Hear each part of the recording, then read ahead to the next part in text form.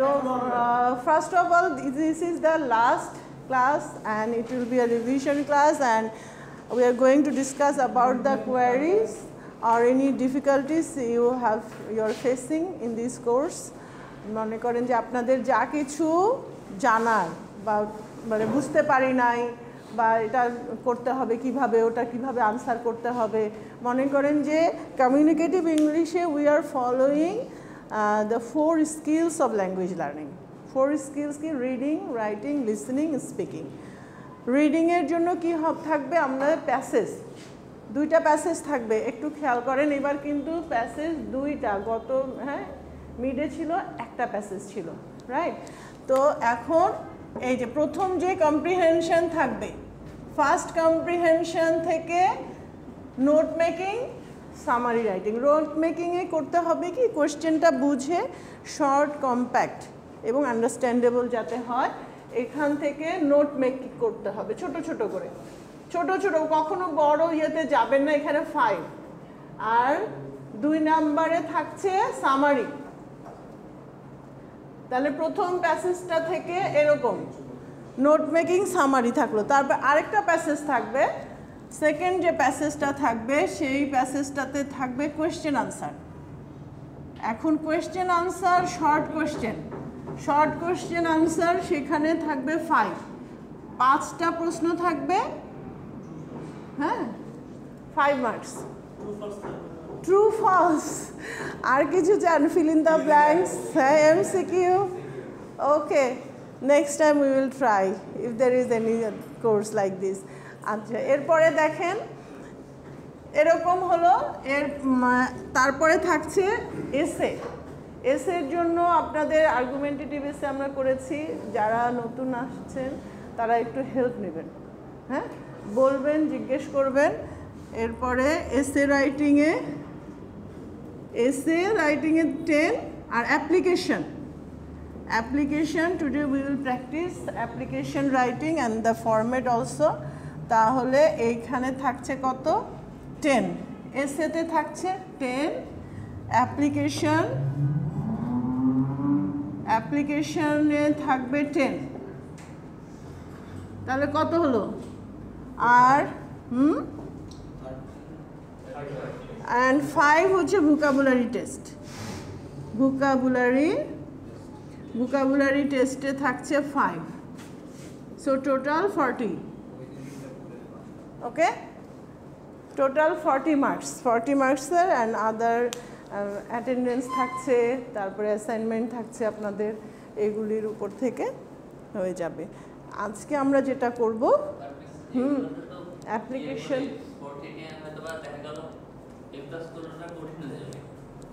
Okay, no problem, you will try your best and we are here always to help you. Don't take tension. হ্যাঁ, option থাকবে।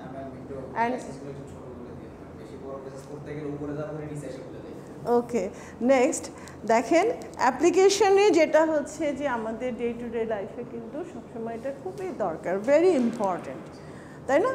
মনে করেন যে এখানে যান, আপনি একটা ফোন হারিয়ে ফেলেছেন, you have to write an application আর complain letter, something like that.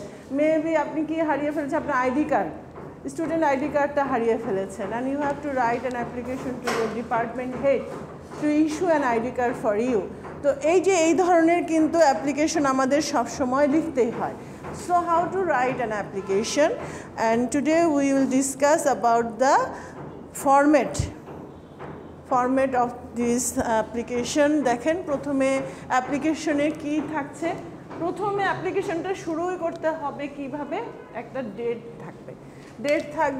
আজকে ধরেন কত, 6 সেপ্টেম্বর 2024, ডেট থাকলো, তারপর 2 দিলেন, টু দ্য, মনে করেন যে আপনার অ্যাপ্লিকেশনে এইচওডি বা অ্যাপ্লিকেশনে যেটা থাকবে, বা আপনি যদি ওসির কাছে দেন টু দ্য অফিসার ইনচার্জ, এরকম দিতে পারেন, বা ম্যানেজার টু দ্য ম্যানেজার, এরকম। মানে ওখানে আপনি মানে অ্যাপ্লিকেশনটা দেখে বুঝতে পারবেন যে কাকে আগে 2 দিয়ে কাকে দিতে হবে। তাহলে এইভাবে দিলেন, তারপরে অ্যাড্রেসটা দিলেন, তারপরে হবে কি সাবজেক্ট, আপনাদেরকে অবশ্যই এই ফরম্যাটটা ফলো করতে হবে।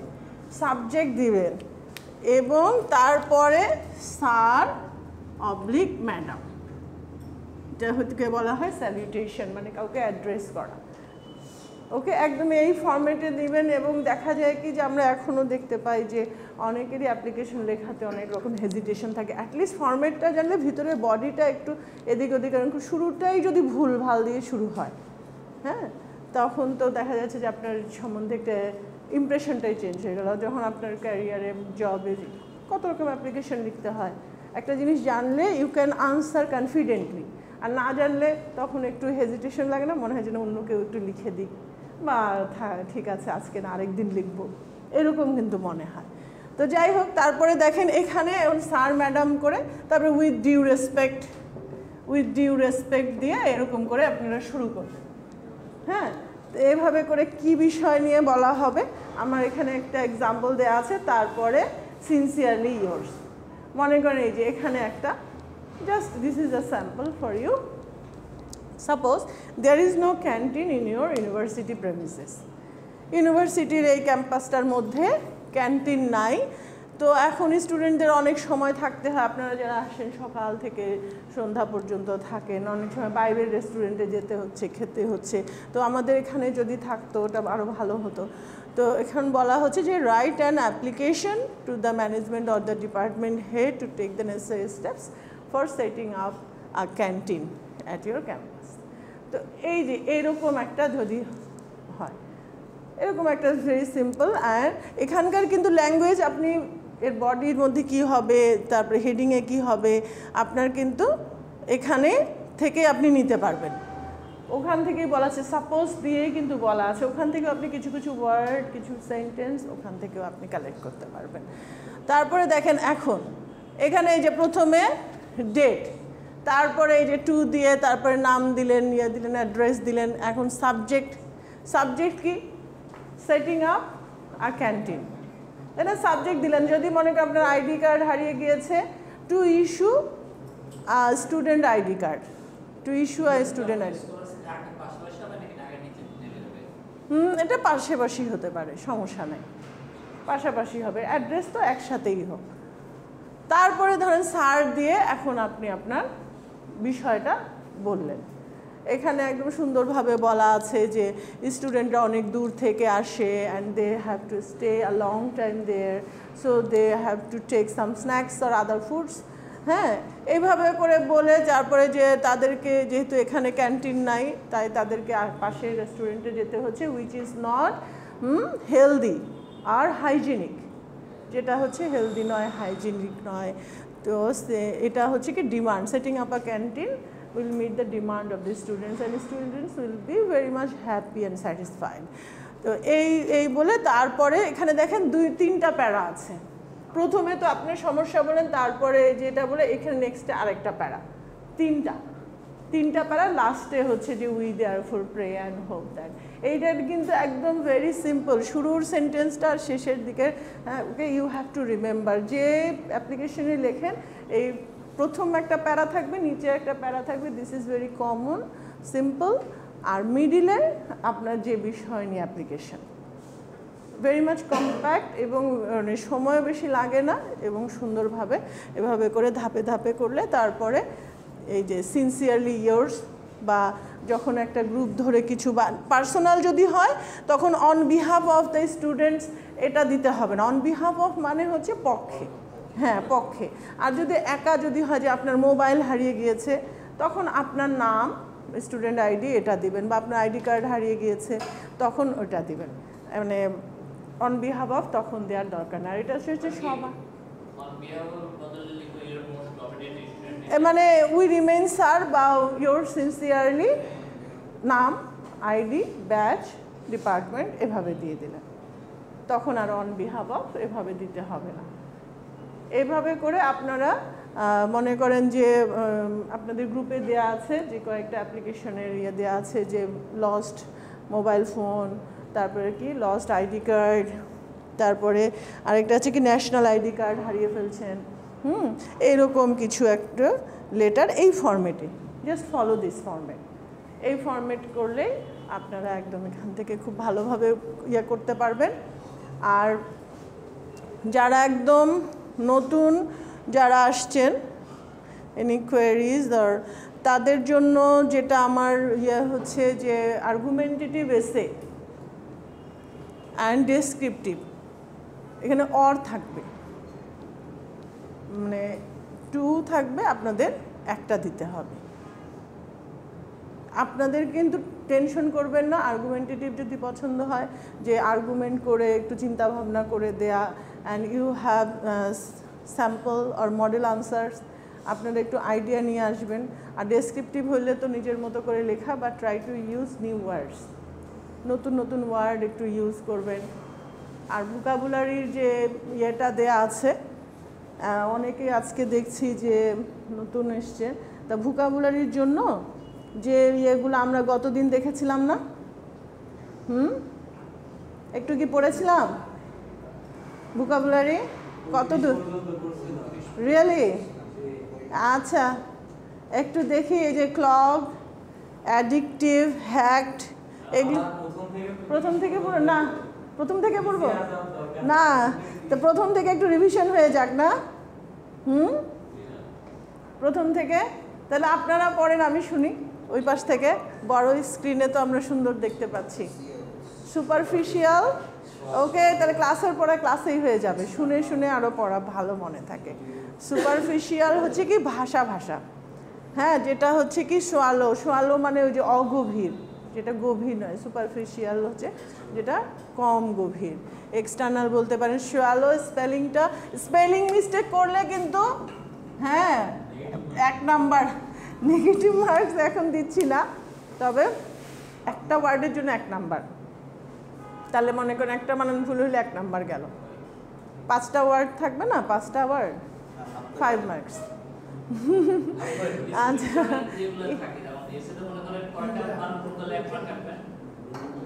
3টা বানান ভুলে 1 মার্কস।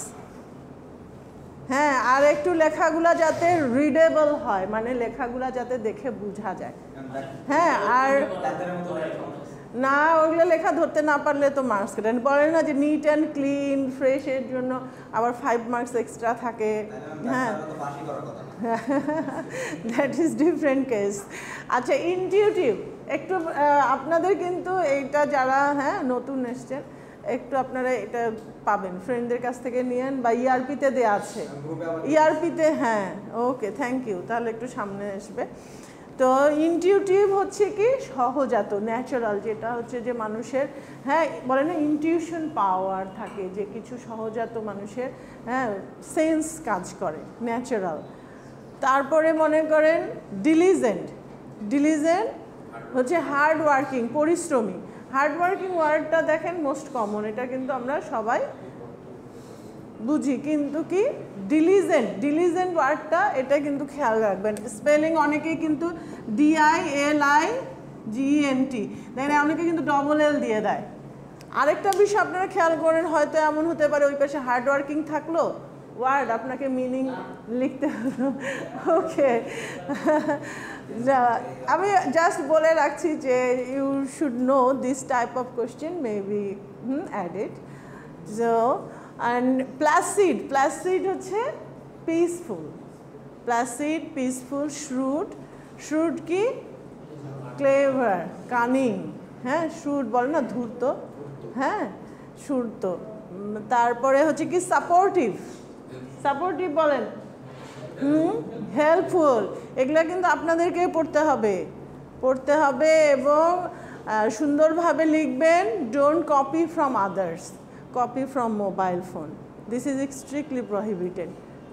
এটা কিন্তু খেয়াল করেন। হ্যাঁ, এই জন্য পড়ে আসবেন যাতে অন্যের দিকে না তাকাতে হয়, অন্যের খাতার দিকে না দেখতে হয়। এরপরে হচ্ছে কি সাপোর্টিভ, সাপোর্টিভ, হেল্পফুল। আচ্ছা, এরপরে এক্সট্রাভাগান্ট, এক্সট্রাভাগান্ট হচ্ছে যে অমিতব্যয়ী।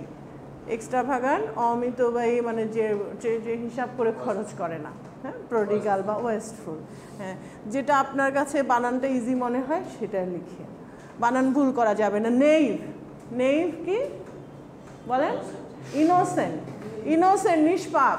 ইনোসেন্ট ওয়ার্ডটা আমরা জানি, নেইভটা হয়তো অনেকেই জানতাম না। তাই না? নেইভ। তারপরে কি পারফেকশনিস্ট।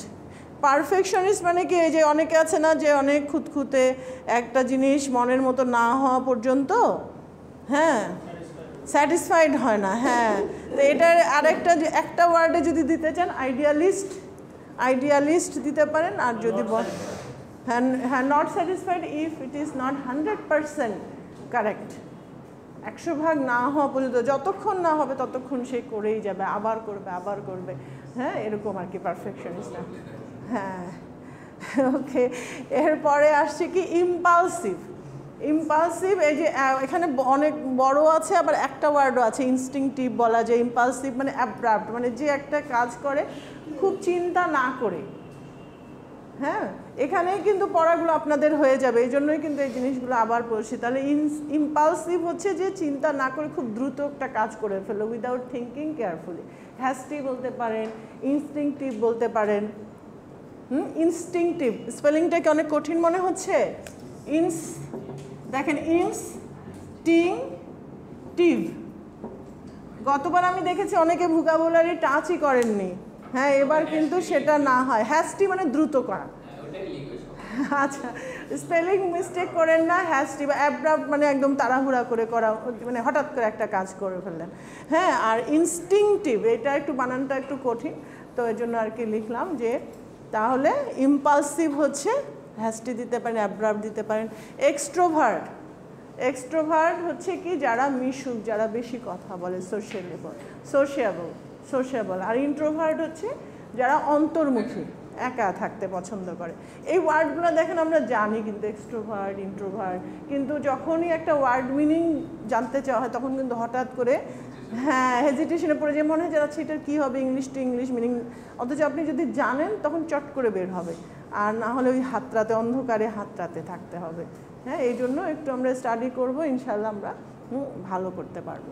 তারপরে দেখেন কি আছে, এফিউসিভ। এফিউসিভ বলেন, আপনারা একটু রেসপন্ড করেন তাহলে ইয়ে হবে, আপনাদের কি তো পড়তে হবে। হ্যাঁ, ওভারফ্লোয়িং, আমরা বলি না যে ওভারফ্লো হয়ে গেছে, পানি ওভারফ্লো হয়ে গেছে। হ্যাঁ, এফিউসিভ। তারপরে রিজার্ভড। রিজার্ভড কি, এই যে রিজার্ভ কি, রিজার্ভ বলেন যে একটু কম কথা বলে, খুব স্লোলি এক্সপ্রেশন করে। হ্যাঁ, খুব স্লোলি বলে, কোনো কথা ধীরে বলে। তারপরে ডিসডেইনফুল, দ্রুত আমরা যাচ্ছি। ডিসডেইনফুল অর্থ কি? ডিসডেইনফুল মানে স্কর্নফুল, অবজ্ঞাপূর্ণ, ঘৃণ্য। ডিসডেইনফুল। আপনাদের কিন্তু বোর্ডে ডাকবো, কথা বললে বোর্ডে ডেকে লিখতে দিব, কারণ এগুলো খালি পড়লেই হবে না, স্পেলিংগুলোর জন্য লিখতে হবে। কিন্তু আমরা যখন ছোট ছিলাম একটা বানান ভুল করলে 50 বার লিখতে হতো, 10 বার, 20 বার, 50 বার, অনেক লিখতে হতো একটা বানান ভুল হলে, পিটুনি তো ছিলই। হ্যাঁ, তো সেরকম আপনাদেরকে একজন একজন করে বোর্ডে নিয়ে আসতে হবে। তখন বলবেন যে মিস আপনি এরকম ইয়ে করছেন। হ্যাঁ, আচ্ছা, এখন দেখেন ফ্রুটফুল। ফ্রুটফুল বলেন, ফ্রুটফুল। হ্যাঁ, আচ্ছা, হ্যাঁ ফ্রুটফুলটাকে ইফেক্টিভ একটা ওয়ার্ডে কিন্তু সুন্দর এসে যায়। হ্যাঁ, এই শীটটা আরেকবার দিয়ে দিব আপনাদের। ইফেক্টিভ হচ্ছে কি কার্যকরী, ফ্রুটফুল মানে ইফেক্টিভ, কার্যকরী। আচ্ছা, লুক্রেটিভ এটাও একটা ওয়ার্ড আমরা দিতে পারি, অ্যাট্রাকটিভ। হ্যাঁ, আচ্ছা, রিল্যাক্সিং, এই যে একটা খুব সুন্দর একটা রিল্যাক্সিং হচ্ছে রিডিউস স্ট্রেস। হ্যাঁ, রিডিউসিং। আচ্ছা, রিল্যাক্সিংটা আমরা দিব রিডিউসিং স্ট্রেস। টাইম কনজিউমিং, আমরা তো এসে যাচ্ছি, এগুলা কি এভাবে শুনে শুনে কিন্তু দ্রুত ভালো মনে থাকে। টাইম কনজিউমিং কি? হ্যাঁ, যেটা করতে আর কি অনেক সময় নেয়, আমরা বলি না যেটা খুব টাইম কনজিউমিং। অনেকে অনেক দূর থেকে আসেন, অনেক সময় নষ্ট হয়। তো এরপরে কি আছে, লোদিং, এগুলো হয়তো নতুন ওয়ার্ড আপনাদের একদম। লোদিং হচ্ছে যে ইন্টেন্স হ্যাট্রেড, মানে ঘৃণাতে তীব্র ঘৃণা, কাউকে খুব ঘৃণা করেন, সেটা হচ্ছে ইন্টেন্স হ্যাট্রেড। অ্যাভোরেন্স, ইন্টেন্স। ডিসগাস্ট অর্থ কি? বিরক্ত। তাহলে এটা হচ্ছে কি যে শুধু বিরক্ত না, খুব বিরক্ত। হ্যাঁ, ইন্টেন্স স্পেলিংটাও দেখেন, INTENSE, INTENSE, intense, intense disgust. ঠিক আছে, তাহলে একটা হচ্ছে ইন্টেন্স হ্যাট্রেড, দুইটা পাশাপাশি কিন্তু, একটা হচ্ছে লোদিং, ইন্টেন্স হ্যাট্রেড, আর একটা হচ্ছে যে তীব্র একটা ঘৃণা আর তীব্র বিরক্তিকর, খুব বিরক্তিকর। এটা হলো তারপরে ইরিটেশন, এটাও দেখেন কাছাকাছি, ফিলিং অফ হ্যাঁ বিং অ্যানয়েড অর ডিস্টার্বড। মনে করেন আপনি তাহলে দেখেন কাছাকাছি কিন্তু, একটা ঘৃণা, একটা বিরক্তি, আরও একটা বিরক্তি, ওটাও ইরিটেশন, ইরিটেটিং বলে না, যেটা খুবই ইরিটেটিং। ছোট আচ্ছা, ওই বড়োর পাশে কিন্তু অবলিক দিয়ে ছোটও দেয়া আছে, আপনারা একটু খেয়াল করেন। আপনাদের এভাবে লাইন বাই লাইন একটু পড়ে দিচ্ছি যাতে আপনাদের জন্য ইজি হয়। না হলে দেখা যাবে একা একা ওই ওয়ার্ডগুলো দেখেন লোডিং, ওটা বুঝতে আবার আলসেমি লাগবে, খুঁজতে ইচ্ছা করবে না। নেক্সট হচ্ছে কি অ্যাডিকটিভ, বলেন অ্যাডিকটিভ। হ্যাঁ, যেটা আপনি না করে থাকতেই পারছেন না, হ্যাঁ না করে থাকতেই পারছেন না, সেটাই হচ্ছে আসক্তি। হ্যাঁ, এক্সেস অনেক কিছু, মানে access of anything is bad. মনে করেন যে কোনো জিনিসই, হ্যাঁ একটা মুভি দেখা মনে করেন আপনি না দেখে থাকতেই পারছেন না, বা একটা হ্যাঁ যেগুলো হচ্ছে যে ব্যাড হ্যাবিট, স্মোকিং বলেন, ইয়ে বলেন, না করে থাকতেই পারছেন না, এগুলো হচ্ছে অ্যাডিকটিভ, যে এটা খুবই খারাপ। আর একটা কি হচ্ছে ক্লগ, ক্লগ কি জমাট বাঁধা, রক্ত জমাট বাঁধা, পানি আটকে যাওয়া, সামথিং আচ্ছা cause something to become blocked, cause something to become blocked হয়ে যাচ্ছে। ক্লকটা আপনারা খেয়াল রাখবেন, কারণ এটা আবার একটু, এটা ছোট তো নাই, ছোট তো পাওয়া যায় না বোধহয়, যে কোনো কিছু ব্লকড হয়ে যায়।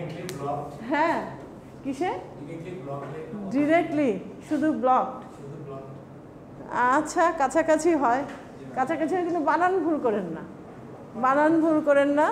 আচ্ছা আর একটা খুব সুন্দর, এটা একটা ফ্রেজ বুঝছেন, on cloud nine, over the moon, on cloud nine, মানে করেন আপনি রেজাল্ট হয়েছে, you are too much happy, হ্যাঁ তখন বলেন যে I am over the moon, my result has been published, I got A plus.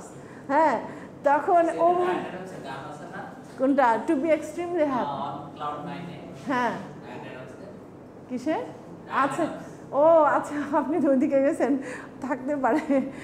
আচ্ছা হ্যাঁ, তো এটা খুব ভালো একটা এক্সপ্রেশন, যখন আপনারা ধরেন স্পিকিংয়ে এই ওয়ার্ডটা ইউজ করতে পারেন, আইএলসে যখন এক্সামে যাবেন বা কোনো ইয়েতে কথাতে, this type of phrases you can use, মানে এগুলো ইউজ করলে মনে করবেন যে আপনার বলার, আপনার লেখার, আপনার ইয়েটার ইমপ্রেশনটাই চেঞ্জ হয়ে যাবে।